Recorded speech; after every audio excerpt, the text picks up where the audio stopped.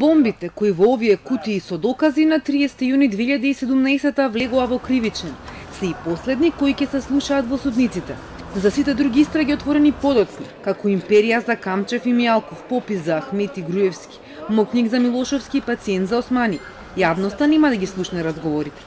Специјалната обвинителка Катица Јанева вели има доволно докази и без бомбите, а како најважно го истакна тоа што со овој закон се овозможува сите предмети кои ги отворила со незиниот тим да продолжат. Бомбата ги олеснуваше и ги појаснуваше некои одредени работи во склоп на сите други материјални и вербални докази, но сметам дека и тој начин на работа без бомбите е предизвик за специјалните јавни обвинители. Јанева најави отворање на поголеми предмети за висока корупција, но не исклучува и дека можеби некој политичар ќе се спаси без бомбите како докази.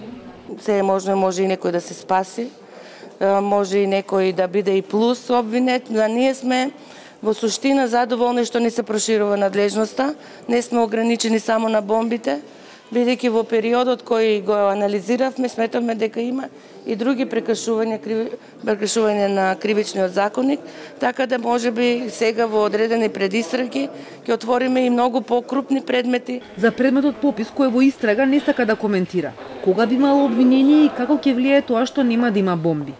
Затоа што Врховен веќе ги пушти од куќен притвор Камчев, Панделевски и Јосифовиќ.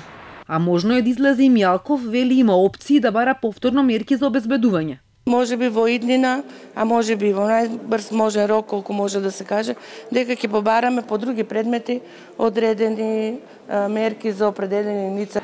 Јанева во владата потпишуваше меморандум за превенција на корупција и перење пари, заедно со други обвинители, суди и министри антикорупционери. А преку едно столче од неа седеше председателот на Врховниот суд Јово Вангеловски. Тој не даде изјава, си замина уште пред да заврши настанот. Државниот обвинител Јовески пак потврди дека со новиот закон делот пред истрагите на СИО ќе припаднат во надлежност на редовното обвинителство. Во сегашното решение се задржани добри одредби и овозможуваат функционирање на тамошно и на специјалното обвинителство и на јавното обвинителство. Министерката за правда не откри под чие политичко влијание бомбите не се докази во новите истраги, но вели дека ова законско решение обезбедува да продолжат сите постапки и да нема никаква скриена амнестија. Имаше барања да запрати истрагите, предистрагите и потоа тие докази дури што се прибрани врз основа на индициите од аудиоматеријалите да не бидат користени. Значи ние ставивме законска одредба во која што се што е прибрано врз основа на материјалите останува валидно и тоа ќе може да се користи. Значи постапките ќе продолжат, нема да бидат прекинати, нема да почнуваат од почеток.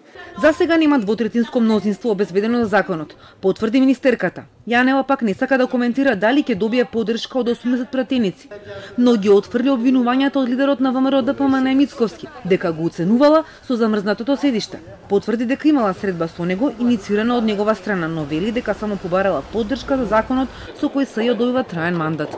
Леле, од кога немам давам изјава.